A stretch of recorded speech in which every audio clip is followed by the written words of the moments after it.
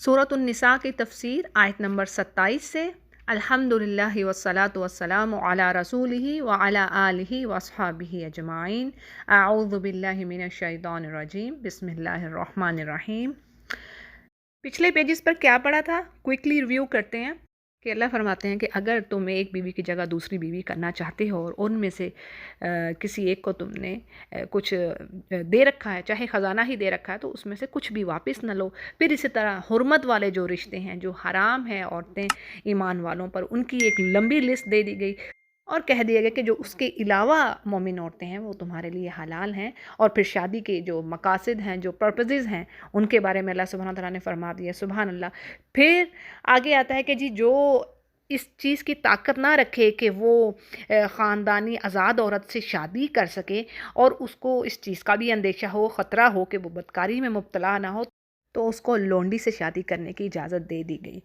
और आखिर में अल्लाह फरमाते हैं कि अल्लाह चाहता है कि तुम्हें वो नेक लोगों की राह पर चलाए। और फिर जी आगे बात आ रही है आयत नंबर 27 से, वल्लाहु युरीदु अन यतूबा अलैकुम व युरीदुल लज़ीना यत्तबिऊना शहवाति अन तमीलु मैलन अज़ीमा। यानी अल्लाह तो चाहता है कि वो तुम्हारी तौबा कबूल करे, और जो लोग ख्वाहिशात को फॉलो करने वाले हैं वो चाहते हैं कि तुम इस चीज़ से बहुत दूर हट जाओ, यानी हक से बातिल रास्ते की तरफ झुक जाओ। फिर इसी तरह एक और जगह पर कुरान करीम में बात आती है, अल्लाह फरमाते हैं कि कुछ लोग ऐसे हैं, बल्कि सूरह निसा ही की आयत है, कि वो खुद भी बुख्ल करते हैं, कंजूसियाँ करते हैं, यानी जहाँ पर अल्लाह ने खर्च करने का कहा है वहाँ खर्च नहीं करते, खुद भी ये काम कर रहे हैं और दूसरों को भी हुक्म देते हैं कि तुम भी ऐसा ही करो। कौन चाहेगा कि भी दूसरा कोई अच्छा बन जाए? अगर वो किसी में अच्छाई या भलाई देखता है तो वो तो उससे हसद करेगा, वो चाहेगा इससे भी वो भलाई ख़त्म हो जाए, दूर हो जाए।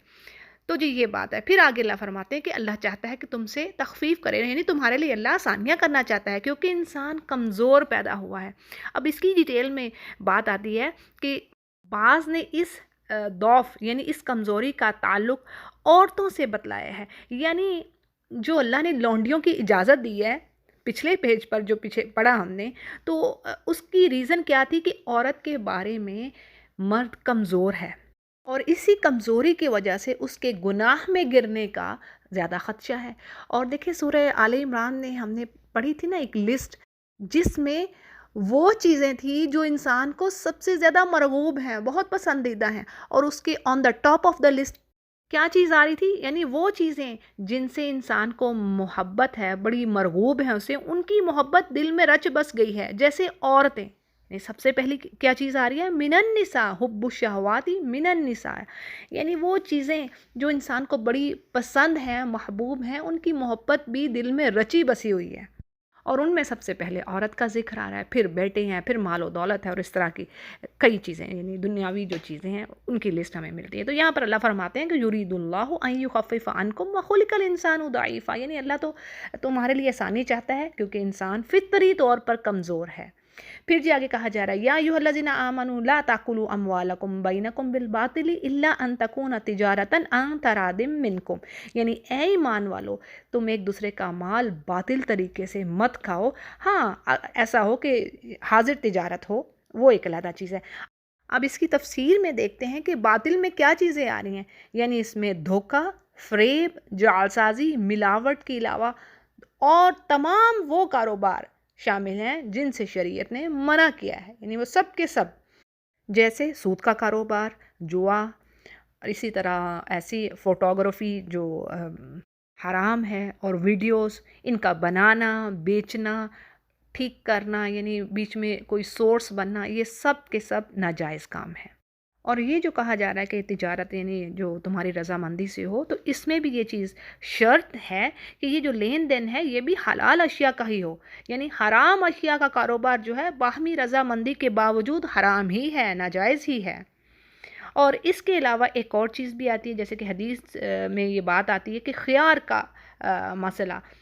यानी जब तक एक दूसरे से बायर एंड सेलर वो अलहदा नहीं होते, तो जो भी परचेज़ हुआ है, यानी जो जो सौदा किया है, उसको कैंसिल करने का वो इख्तियार रखते हैं।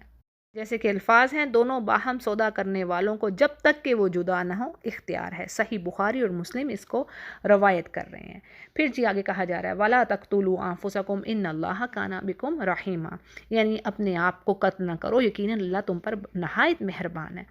اس سے مراد تفسیر میں جو بات آ رہی ہے وہ کہتے ہیں کہ خودکشی بھی ہو سکتی ہے جو کہ کبیرہ گناہ ہے، اور اسی طرح کسی دوسرے مسلمان کو قتل کرنا بھی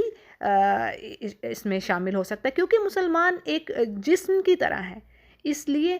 دوسرے مسلمان کا قتل بھی ایسا ہی ہے جیسا کہ اس نے اپنے آپ کو قتل کیا۔ تو یہ یہاں پر ڈیٹیل میں بات آ رہی ہے۔ پھر آگے کہا جا رہا ہے وَمَن يَفْعَلْ ذَلِكَ عُدْوَانًا وَظُلْمًا فَسَوْفَ نُصْلِيهِ نَارًا، اور جو شخص یہ نافرمانیاں یعنی یہ کام سرکشی اور ظلم سے کرے گا، یعنی جان بوجھ کر کرے گا، تو اس کو عنقریب آگ میں داخل کریں گے، یعنی ٹھکانہ اس کا جہنم ہی ہے۔ اب دیکھیں سورہ نساء میں بھی ہم ڈیٹیل پڑھتے ہیں نا کہ قتل خطا کے بارے میں کیا آتا ہے۔ قتل خطا کے بارے میں یہ نہیں ہے کہ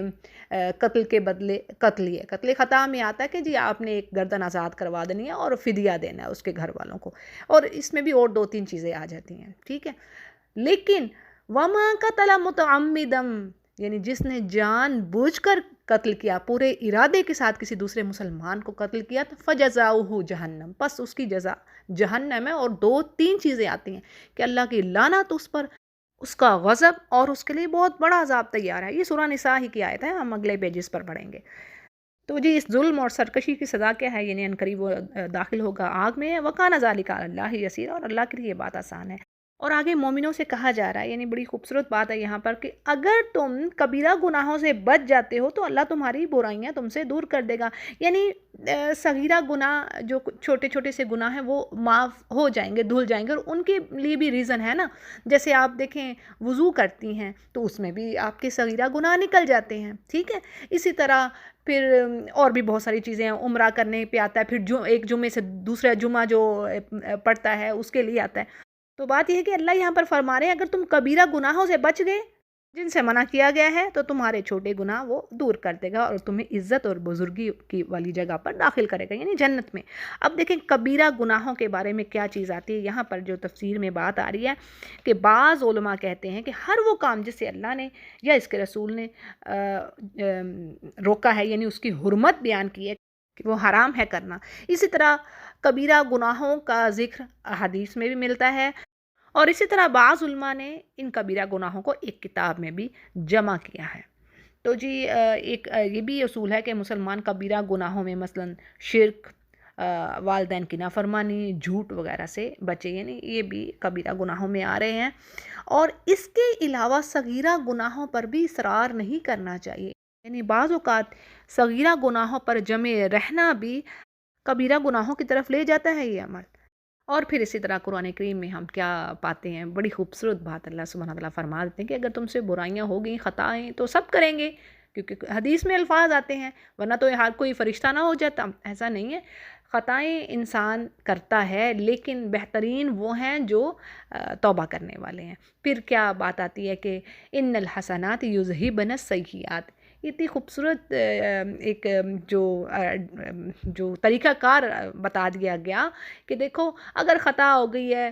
کوئی گناہ ہو گیا، اب کیا ہے، توبہ استغفار کرو اور اس کے پیچھے اچھائی کرو،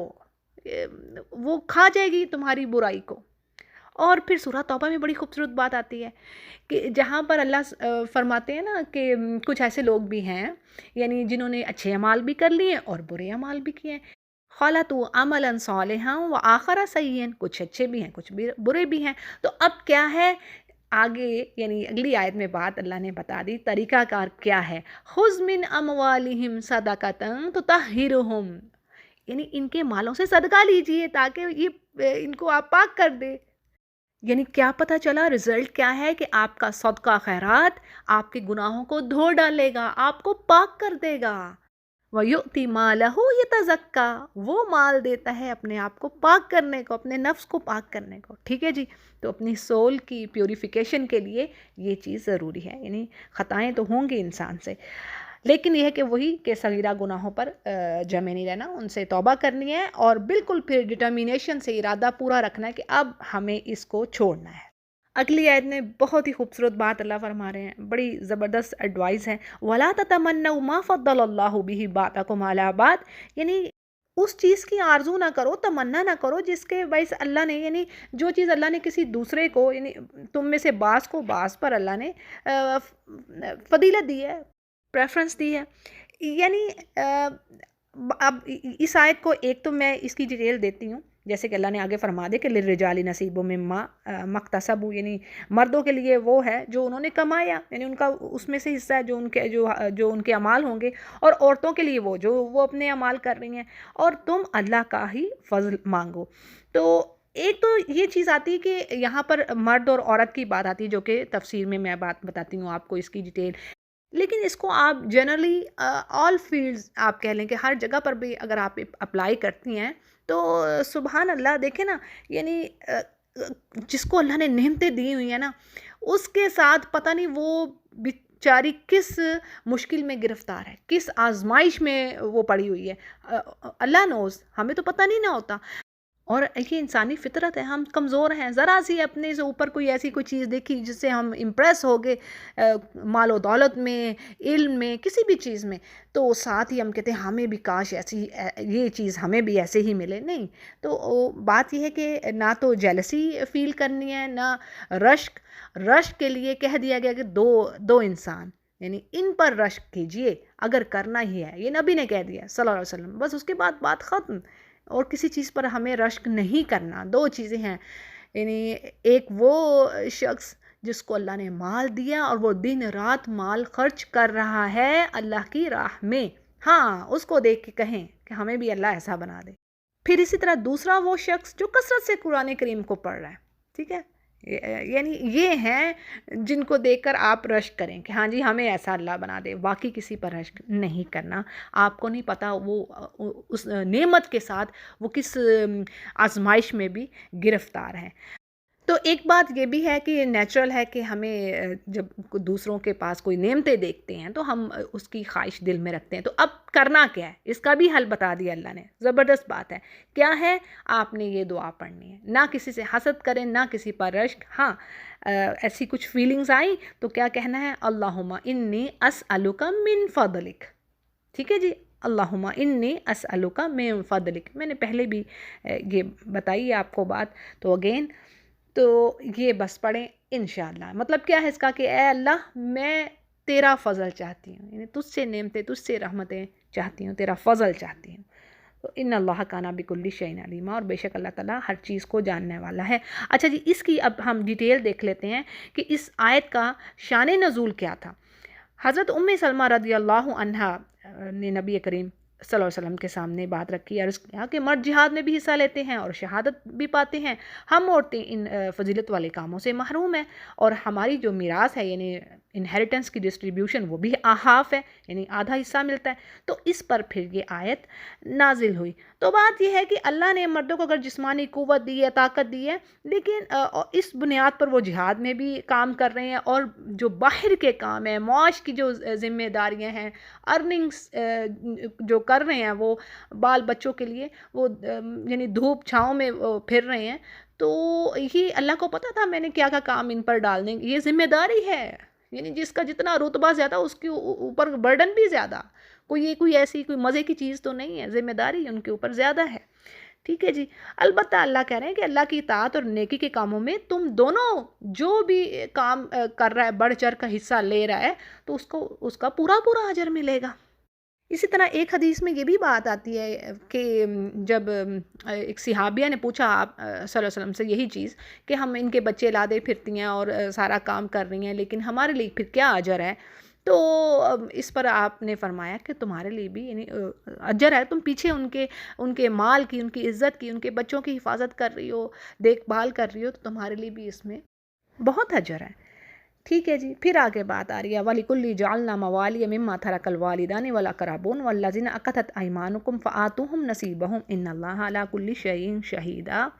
اس کا ترجمہ کیا ہے کہ ماں باپ اور رشتہ دار جو بھی چھوڑ مرے، اس کے وارث ہم نے ہر شخص کے لیے مقرر کر دیے ہیں، اور جن سے تم نے اپنے ہاتھوں معاہدہ ایگریمنٹ کیا ہے انہیں بھی حصہ دو، یقیناً اللہ تعالیٰ ہر چیز پر حاضر ہے. اچھا جی، اس آیت کے محکم یا منسوخ ہونے کے بارے میں مفسرین کا اختلاف ہے. کیا ہے کہ ابن کثیر اور دیگر مفسرین کے نزدیک یہ آیت منسوخ ہے، یعنی اس پر امپلیمنٹ نہیں ہوگا۔ اور اس میں بات کیا ہے یہ میں آپ کے آگے رکھ دیتی ہوں، کیونکہ اس میں ایک معاہدے کی بات کہی گئی، ایگریمنٹ۔ اب اس میں کیا آ رہا ہے، جیسے کہ ایمانکم، وہ معاہدہ جو ہجرت کے بعد ایک انصاری اور مہاجر کے درمیان اخوت کی صورت میں، یعنی وہ بھائی چارہ ان کے درمیان تھا، تو اس کی صورت میں ہوا تھا۔ اور وہ کیا تھا، یعنی ایک مہاجر انصاری کے مال کا اس کے رشتہ داروں کی بجائے وارث ہوتا، یعنی اس کے رشتہ دار وارث نہ ہوتے، وہ مہاجر اس کا وارث ہوتا، جو کہ جس کو اخوت یعنی بھائی چارہ جس کے درمیان کروایا گیا تھا، ٹھیک ہے۔ لیکن یہ ایک عارضی انتظام تھا، اسی لیے یعنی بعد میں جب اللہ تعالیٰ نے جو پیچھے ہم نے آیت پڑھ لی جس میں اللہ نے تمام رشتہ داروں کے جو ان کے جو رائٹس ہیں وہ فکس کر دیے، اور پھر سورۃ الانفال میں بات آتی ہے کہ رشتہ دار اللہ کے حکم کے مطابق ایک دوسرے کے زیادہ حقدار ہیں، ٹھیک ہے جی۔ یعنی یہ آیت نازل ہوگی تو اب یہ جو آیت ہے یہ منسوخ ہے، ٹھیک ہے جی۔ اور پہلے ہی یعنی شروع کے پیجز میں ہم نے پڑھ بھی لیا کس کس کو کس طرح اللہ نے حصہ دینے کا فرمایا ہے۔ پھر جی آگے الرجال قوامون علی النساء بما فضل اللہ بعضهم علی بعض، یعنی رجال کو، مردوں کو اللہ نے عورتوں پر قوام بنایا ہے، حاکم بنایا ہے، فضیلت دی ہے، یہ سارے الفاظ آ سکتے ہیں۔ اور کیوں دی ہے یہ بھی آگے اللہ نے بتا دیا، یعنی جیسے میں نے پیچھے بھی کہا ہے کہ یہ کوئی یعنی کچھ اس کی ریزنز ہیں، اسباب ہیں، حکمت ہے جس کی وجہ سے اللہ نے ایسا کیا۔ یعنی ایک چیز تو اللہ نے کہی کہ وہ اپنا مال خرچ کر رہے ہیں عورتوں کے لیے، کیونکہ عورتوں پر تو اللہ نے معاش کی ذمہ داری ڈالی ہی نہیں، ان جھمیلوں سے انہیں دور رکھا ہے۔ اور اسی طرح ایک دوسری وجہ یعنی ان کی مردانہ قوت اور دماغی صلاحیت جو کہ عورت سے بالکل مختلف ہے۔ اسی طرح دین میں عورت کی سربراہی کے حق میں بات نہیں کی گئی ہے، جیسے صحیح بخاری اس کو روایت کر رہے ہیں حدیث کو کہ آپ نے فرمایا وہ قوم ہرگز فلاح یاب نہیں ہوگی، سکسیس نہیں پائے گی جس نے اپنے معاملات عورت کے حوالے کر دیے۔ تو دیکھیں اس حدیث سے کیا پتہ چل رہا ہے، یعنی بڑے معاملات میں منع کیا جا رہا ہے، تو گھریلو معاملات میں بھی کچھ ایسا ہی ہے، یعنی مشورہ ضرور کیا جائے، اس میں بالکل بھی ممانعت نہیں ہے کہ ایک دوسرے سے مشورہ کر کے کام کیا جائے، لیکن آخری فیصلہ سربراہ کا ہونا چاہیے۔ آج آپ دیکھیں گھر گھر جھگڑا ہے جو بہو اور ساس کا، اور پھر اس سے ہی گھر کا سکون برباد ہوتا ہے، گھر ٹوٹ رہے ہیں، کیونکہ گھر ٹوٹ جاتے ہیں نا جب لڑائی ہو رہی ہے، ساس پسند نہیں کر رہی یا بہو پسند نہیں کر رہی کچھ چیزوں کو، تو کیا ہے وہ جو مرد کو کھینچا جا رہا ہے ادھر سے ادھر، ادھر سے ادھر، ان دا اینڈ کیا ہوتا ہے، گھر کی تباہی ہو رہی ہوتی ہے۔ اور ایک آپ چیز نوٹ کیجئے ذرا، دیکھیں کبھی آپ نے دیکھا کبھی سسر اور بہو کی لڑائی ہو رہی ہے، ہاں کبھی ایسا ہوا ہے؟ بڑا کم ہوگا ہو سکتا ہے ہو بڑا کم۔ اکثر جو میجورٹی جو کیسز ہیں کیا ہوتا ہے جی، ساس اور بہو، عورتیں۔ اب اس سے کیا پتہ چلتا ہے کہ ایون کوئی عورت چاہے کتنی پڑھی لکھی بھی ہو جائے نا، آپ دیکھیں فرق ہیں جو اس کے جذبات ہیں وہ برداشت نہیں کر پاتی دوسری عورت کو۔ یعنی یہاں پر بھی وہی کیس آ رہا ہے نا کہ ماں اب برداشت نہیں ہو رہا ماں سے کہ بیٹا اب دوسری طرف چلا گیا، تو یہیں پر اصل میں اخلاق دیکھنے والا ہوتا ہے۔ اور پھر بات وہی آتی ہے کہ یعنی اس کی ریزن کیا ہے بھئی، جو آج اتنے میڈیاز میں باتیں آتی ہیں، نفسیات کے بارے میں بتایا جاتا ہے، تو اس کے بارے میں بھی پھر چیک کریں نا کہ یہ عورت کی پھر نفسیات فرق ہے نا بھئی، ڈیفرنٹ ہے نا، جو اللہ نے بنا دیا، اللہ نے کہہ دیا نا کہ جو ذکر ہے یعنی کہ جو مرد ہے عورت ہے وہ ایک جیسے نہیں ہو سکتے بھئی، جسمانی اور نفسیاتی طور پر دونوں طریقے سے وہ ایک جیسے نہیں ہیں۔ Physically and mentally there is a great difference between them.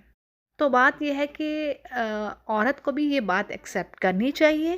کہ جو اللہ نے کہہ دیا بھئی اسی طریقے سے اس چیز کو وہ لیں، اور مرد کو بھی یعنی اللہ نے پیچھے، اور جیسے میں نے بات کہی کہ سبحان اللہ ایسے خوبصورت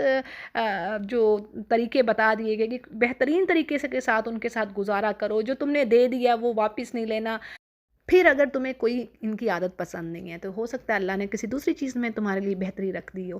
تو کنکلوژن یہ ہے کہ مرد اور عورت دونوں اپنے دائرہ اختیار میں رہتے ہوئے جو جو اللہ نے ان پر فرض کر دیا، جو جو ان کو حق دے دیے ہیں، اس کے مطابق رہیں، اس سے آگے نہ بڑھیں،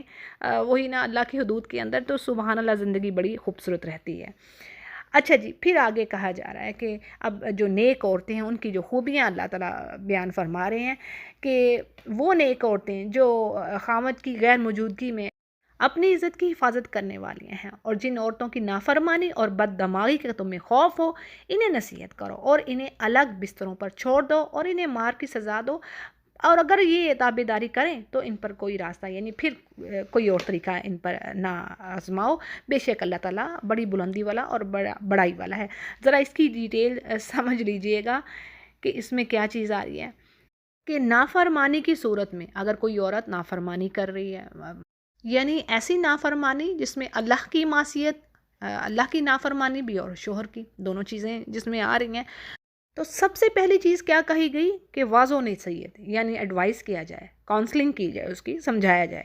پھر جی دوسرے نمبر پر بات آتی ہے کہ وقتی اور عارضی طور پر، یعنی اگر بات نہیں بن رہی سمجھانے سے، کچھ ڈھیٹ خواتین ہوتی ہیں، بد زبانی کر رہی ہوتی ہیں شوہر کے ساتھ،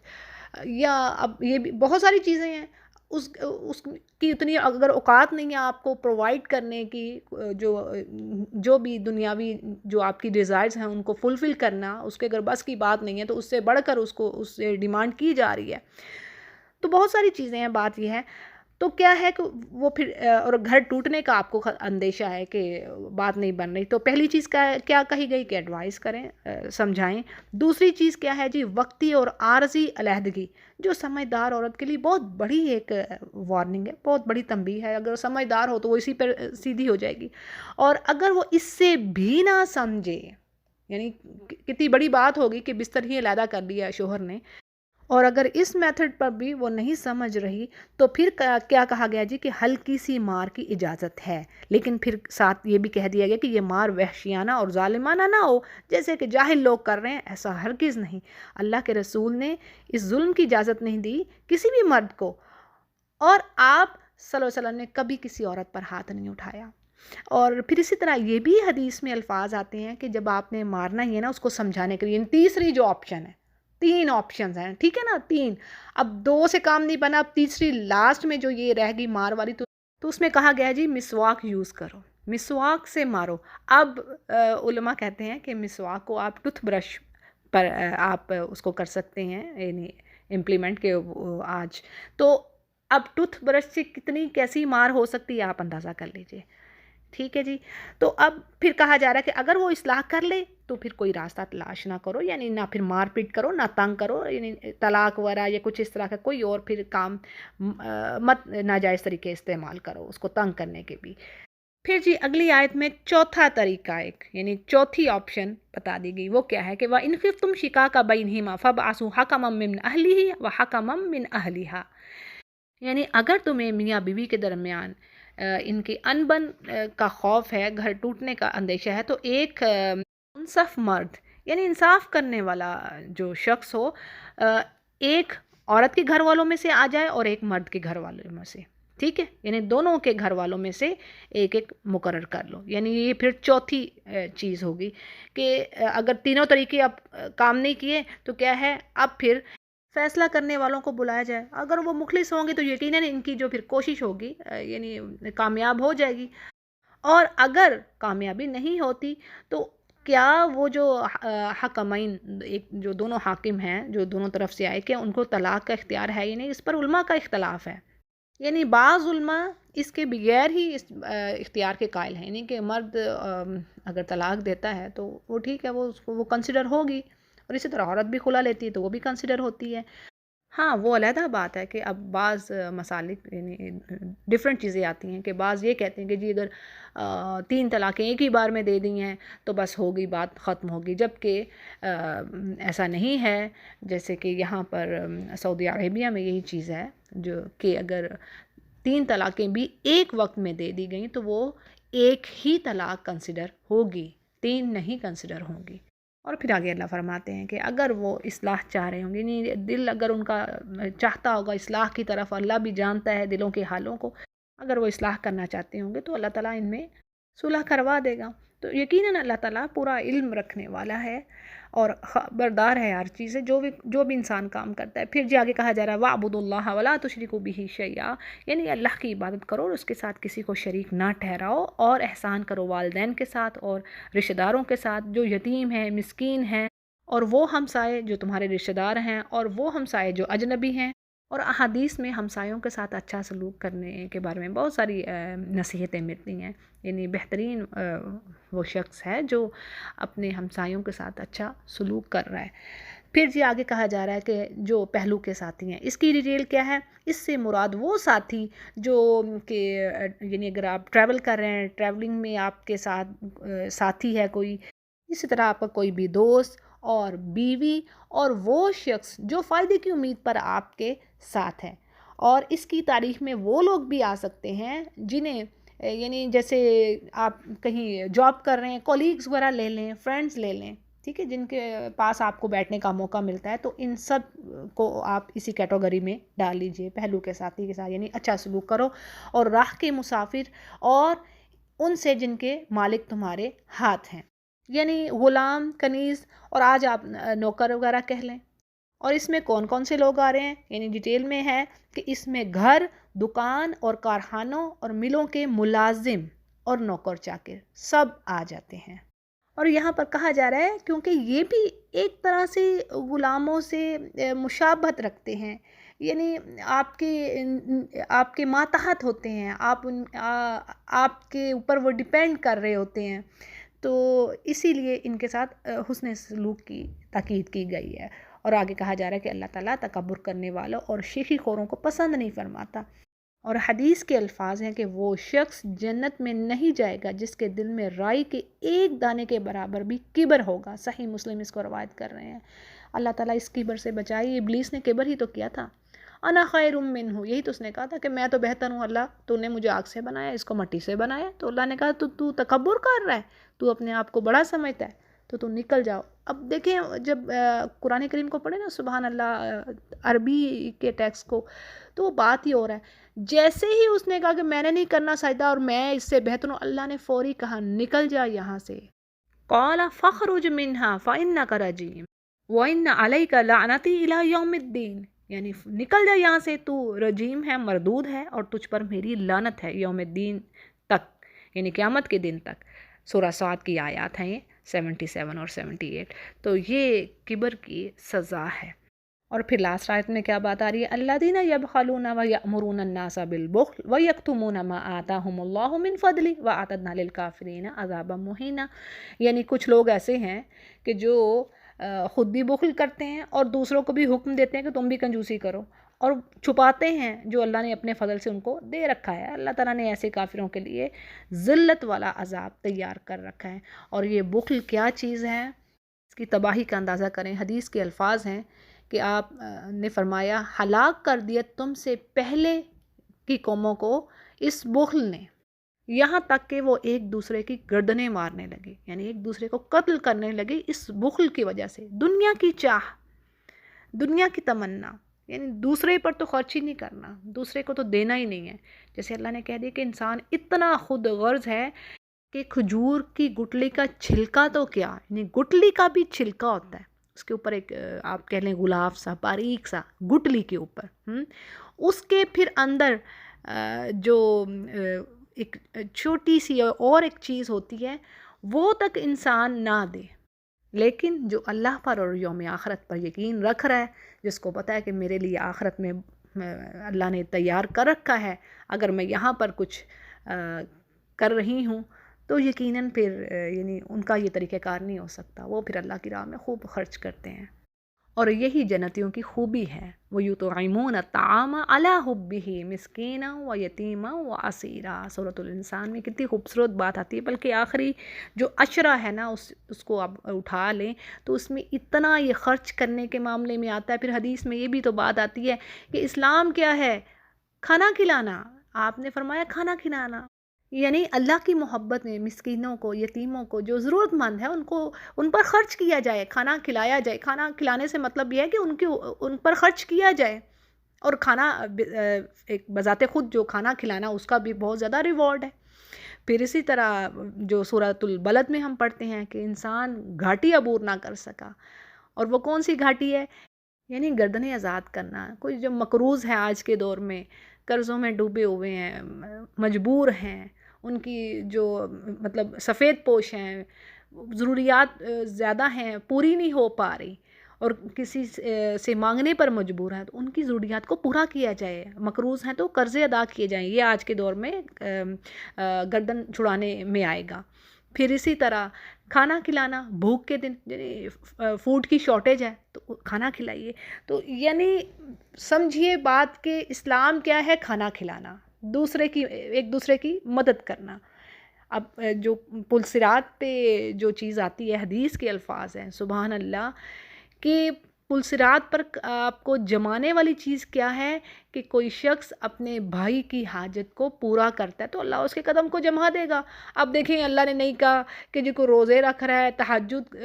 پڑھ رہا ہے، یا بڑے